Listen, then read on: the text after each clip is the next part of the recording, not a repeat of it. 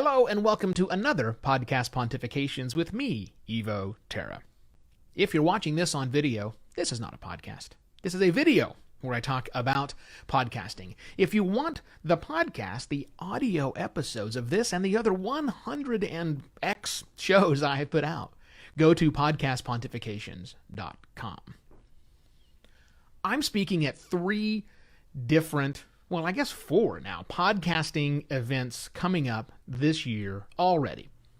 I'll be at Podfest in Orlando in March. Right before that, like 2 days before that, I'm going to be speaking about podcasting at Phoenix Startup Week. I intend on attending, things are in the works right now, of Podcast Movement, the big show, also back in Orlando in August of this year. And then I have the nonstop, every month we do a meetup in Phoenix called the I Love Podcasting in Phoenix group, where I don't really talk about that. But as an offshoot of that, very soon I'm going to be giving talks on this. So the topic of podcasting conferences comes up a lot. And for me, my job is I make podcasts. This is what I do for people. But for you out there watching, you're likely a podcast producer or a consumer or a creator, something along those lines. And as most of my clients are businesses start thinking about, well, what's in it for me? If I'm the business owner, why should I send people to this podcasting conference? What's the point? Why should I do that? Because as a business, you've got lots of different conferences you can send people to. So back in the day, many moons ago, well, not many moons ago, but up until 2014, I used to run a significant portion of good-sized advertising agency and also was the managing director of a very small agency prior to that. So I've faced this issue of, should I send people to conferences or not? Marketing conferences, content conferences, those sorts of things.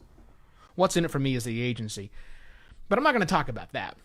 What I want to talk about instead is what you get out of these things. Because as a person who goes to conferences on a regular basis, I got to admit, I have kind of a love-hate relationship with conferences.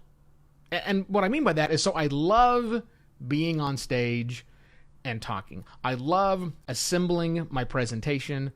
I work really hard at the presentations I put together and make sure that the stage presence I put forth are great. I make sure that every single person in the room who is willing to be entertained and informed will be both of those things. Entertained and informed. That's me. That's my personal goal of going to a conference is I want to get up on stage and talk. Narcissistic much, Evo?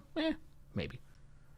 But the hate comes in the fact that I really hate networking events. I really despise the networking events. So if you go to these things with me and you see me at Podfest Orlando during the networking time, you'll probably see me being pretty quiet because networking events really aren't my thing. I'm just not good at them, and maybe the reason I'm not good at them is because of how I feel about the people who are good at them. If that's you, I didn't really mean to offend you specifically, but that's what I say. Look, you're going to get a lot of value out of these podcasting conferences, even if you are not a super deep into the weeds podcaster, because there's lots of pieces of information you're going to get. One, you need to tell your boss that, look, yes, I'm going to attend, and here's the reason why, and some of the reasons are I want to get knowledge. Okay, great. And I want to get firsthand knowledge. A better way to do that is connections, but again, as I said, I kind of hate the networking, but you don't need to be like me. You don't have to hate the networking. So go ahead and make those connections. Get in touch with people. Another great thing about podcasting conferences that I also have a love-hate relationship with is the expo floor. The expo floor is where vendors have paid money, usually lots of money, to set up and show their wares, hardware, software, consulting services, hosting companies, lots of things are in these expos. And I love walking through the expos of podcasting conferences. But I hate talking to anyone at the booths. I really do. I always feel like I'm going to be sold. And that's why the people are there. By the way, full disclosure, I have worked conferences before. In my very early days, I worked with a company. We put on large-scale conferences. I never worked the trade booth, but I did work for a large retail organization for a number of years and attended the big trade show in Vegas and was the guy in the booth trying to talk to people. And that's fun. I like doing that because I like being up on stage. But as an attendee of a conference, I don't like walking through the trade show and talking to people. I like walking to the trade show, looking, and as soon as one of the salesy people comes over to wants to try and talk to me, I'm usually making a beeline out of the room.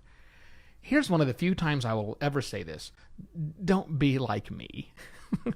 Really, really, don't be like me in this particular case. Because yes, those people are there to sell, but every second they're spending talking to someone who isn't interested in their product is a bad way for them to spend their time. I get that. You get that. You understand that, right? So we can move on and go about our day. We can just simply tell the salesperson that walks up to us, yeah, that's not really something I'm interested in, but that's a cool sign you had, so thanks. And that's probably enough to end the conversation. Unless, of course, they're really aggressive. But then, you know what? The law of 2 feet applies, man. Just walk away. Just walk away. You're not really being a jerk, which I'm good at that, too. You know, it is what it is. But those trade show floors are awesome because you'll see products there and you'll wonder, why are they here? Why is there an accounting firm at a podcast conference? You know what you should do? Here's your trick. That unspoken question that's in your head wondering why on earth this company is here, what could they possibly offer the podcasters at large, you specifically, or the larger group? Go ask them that. And the answer may be something you care less about. You're an independent podcaster, you're sitting at home, and you do your stuff in the basement. Great. You go to the podcast conference, there's an accounting firm set up there that's selling services. There's an insurance firm selling insurances. You don't need those services. Once they tell you what they do, fine, move on. But who knows? Who knows? Maybe they do have something to offer you that you're not thinking about. And if you've been sent to that conference by a boss, by your company, you got to report back on things. Having those conversations helps you be on the forefront of this thing called podcasting. And that, to me, is the key reason that your boss might agree to send you to a podcasting conference. You've just got to sell it properly. And that is, you want to get in front of what's happening in the industry, but you want to see it in person. Yes, you can subscribe to lots of podcasting newsletters, various magazines that we have, get involved with groups, but that is not the same thing as being out and talking with people who have put their money down so that they can be there to have a conversation. Yes, you should totally attend the sessions. You should totally make a list of people you want to listen to and present that to your boss. Absolutely, if you can, find the list of attendees and make tick marks next to the high-impact people you want to meet and reach out to them. But give that list to your boss and say, these 20 people, these 10 people, these 2 people, I'm going to track down and have a conversation because they're relevant to our industry. But then I think the third reason is to find out what you don't know.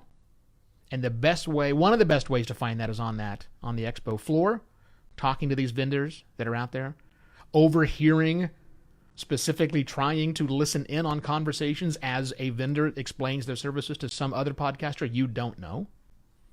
These are great ways for you to glean intelligence about the industry, which is the whole reason that your company sent you there, is so that you can represent them. You can get more information and knowledge that you really can't get in other places. So, love-hate relationship that Evo has with podcasting conferences, but I'm going, and I hope to see you there. And if you need some help making a podcast for your business, well, that's what I do. I keep my clients out of the technical weeds and make podcasts for them on a regular basis, make episodes of podcasts that they can be proud of and they show off and they're very happy with. Get in touch, Evo at podcastlaunch.pro. Go to podcastlaunch.pro to see the services that I do currently offer my clients, and I shall see you tomorrow for yet another Podcast Pontifications. Cheers!